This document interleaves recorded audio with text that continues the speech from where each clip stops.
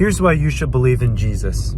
Ah, thanks, man. I always like to have reasons to believe in things that don't exist. It really helps me in believing that my parents actually love me. Anyway, this one's particularly good because Jesus is definitely not real. And no, this isn't like mythicism or anything. Even if a dude called the J-Man did the do back in the boo, he is dead now. Can't get any less existing than that, mate. Just like the love of ma and pa sick. God needed to prove to us that he was real. Yeah, that bastard needs to do that because we said so. I mean, sure, if he wants us to know it, but if he actually doesn't give a shit what we know and is happily doing his own thing in Cloud City where he comes from, then he kinda doesn't, in my humble, correct opinion. If there is any kind of godlike dude, it's that. Someone who did a universe and then wandered off to get pissed and start fights with the God police. So he sent his son Jesus to die on a cross and to sacrifice his self in his life for you and I. Of all the asinine ways of proving fucking anything, that is the most roundabout, ass-backwards bullshit that I can imagine. No, he couldn't have started writing messages in the sky about how real he is. He couldn't have done a Bible that actually contained facts about the universe instead of weird guesses that are absurdly wrong and stories that are so unbelievable even an idiot could spot the flaws. He couldn't just come down and walk around and be all godlike, answering questions and actually being there to help people, instead of pretending it just was all totally him who saved your life and not the countless doctors. No, he fired his son into a random woman who then fired him into a big T, and then someone lost the body, and another dude who looked nothing like him but apparently did a good Jesus impression turned up and said, "Nah, it's a prank, bro." And then you'll not wonder why we think it's a little hard to believe. Therefore, by the sacrifice, we can now gain eternal life in heaven with Jesus and his whole kingdom. Alright, I guess I'm going to have to address the Atheist thing, because at first I was hoping, practically praying even, that he was just the passenger and had the most patient driver on the planet putting up with his shit. But it's clear from his motions that, yeah, he's the one driving, and my God, doesn't exist. Does he seem real fucking distracted? And I just will never understand this desperate need for these people to make these stupid fucking videos whilst driving, and not just because it's so fucking dangerous, but if you think you are making the world's best point, that this is some important, life-changing information, then do it at a fucking computer. My videos are idiotic nonsense, and I still write them at a desk, so I'm not constantly having to make sure I'm not accidentally killing people. Wouldn't want that. I want all the people I kill to be 100% intentional. Your whole family can go to heaven. Well, why the fuck would I want that? I already don't go to most family functions, although that's mostly because they all decided to move hundreds of miles away, and then act like it's my fault that I can't find the time or money to come visit them every 5 fucking minutes. You moved away, you come see me. You used to live down the road, I didn't go anywhere, dumbass. And what makes you think I want to go to any kind of heaven anyway, unless it's something I can opt out of? Living forever is hell, regardless of the apparent niceties of it. Even God doesn't want to live forever. He literally killed himself, according to you. The beauty about believing in Jesus is that Jesus blesses you with peace.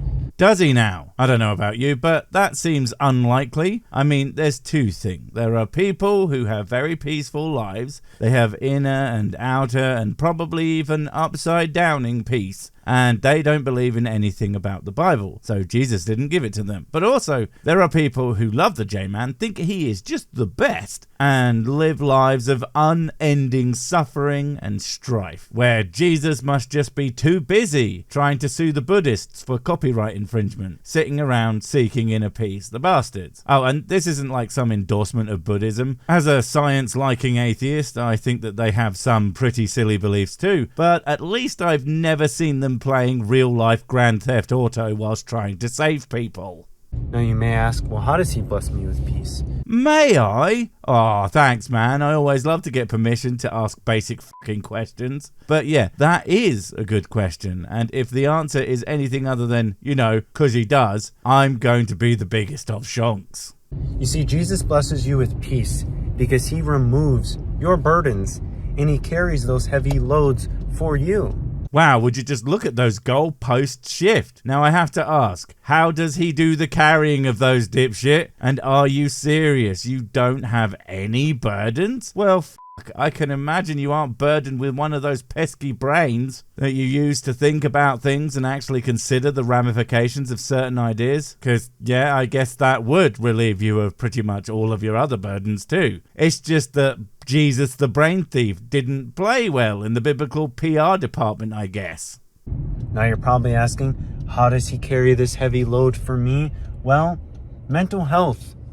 Well, for starters, I'm glad you noticed that there would be another question, although that is the same question, but again. And second, I like the idea that it's just Jesus is my therapist, apparently. I mean, it's not quite as cool as Jesus built my hot rod, is it? But at least you can imagine him with thick-rimmed spectacles asking you questions while you sit back on a couch. A prominent struggle in a lot of us. We can redirect that negative mental health to Jesus. Oof, that's kind of fucked up, dude. I mean, first, Jesus gets nailed to some cheap 2x4s for no other reason than God thought it would be funny. Now he's having everyone's depression and anxiety and that recurring nightmare where you are now an adult, but for some reason you have to do the last year of school again, even though you already have a job, running a moderately successful YouTube channel, and you start getting really pissed off because you don't have the time to waste on shit you already know doesn't matter in the long run of your life, and it's just so stressful, and you suddenly wake up and thank fuck it was just a dream for the third time this week. Or is that just me? We can quite literally give Jesus our stress and our anxiety. I seriously doubt that that is true, dude. I mean, it sounds nice, if again, kind of messed up, but are you really telling me that if you are worried about something, you just are like, Jesus, take the wheel, or I guess mental trauma, and it goes away? Either you don't really have that much to worry about, or you're just full of it. Because I know for a fact, plenty of Bible boys who do a Jesus and have just as much anxiety and all the other shit as anyone else does. Why isn't Jesus taking theirs? I'm sure they asked him to, or hoped it would go, but no. It's almost like there isn't some ridiculous cheat for mental health, and anyone who thinks that there is 100% the last person you should ever trust on that subject, or any, really. Therefore, our focus will shift from that negative mental health struggle to Jesus.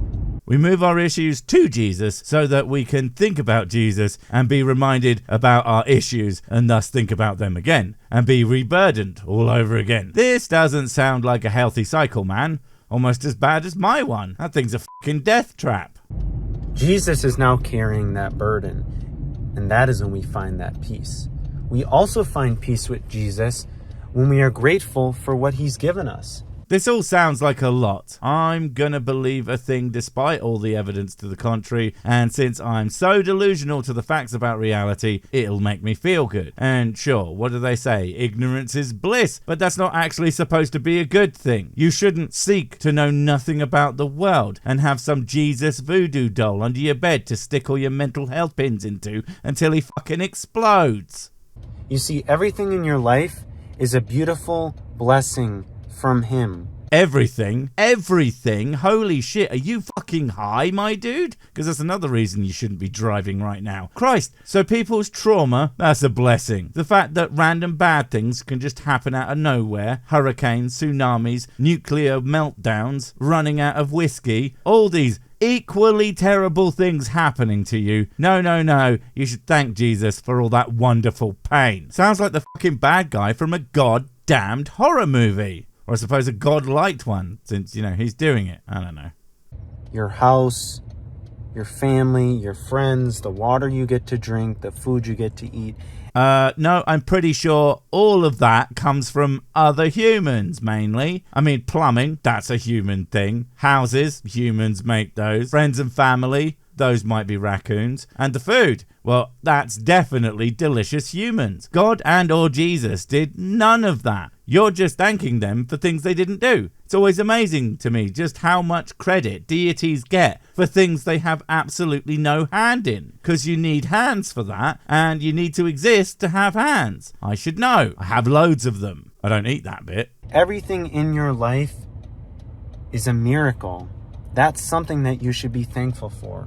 If everything, absolutely all the things in your life are miracles, guess what, buddy boy? Fucking none of them are. Miracles are things that are unusual and usually supernatural. And all the things you described are not only entirely natural, but also incredibly frigging common. They are all things that happen all the time. And many people have them. And sure, some don't, but that's more of a, well, that fucking sucks kind of thing. Rather than, well, I'm literally blessed by the ruler of the universe, and he must hate that other guy kind of thing. And again, you seem to be forgetting that if God does everything, then okay, he does all that good shit, but he has to do all the bad shit too, and thus is a capricious asshole. There are individuals out there that don't have a roof over their head, that don't get to eat warm meals every night, that don't get to shower, that don't have any family or friends.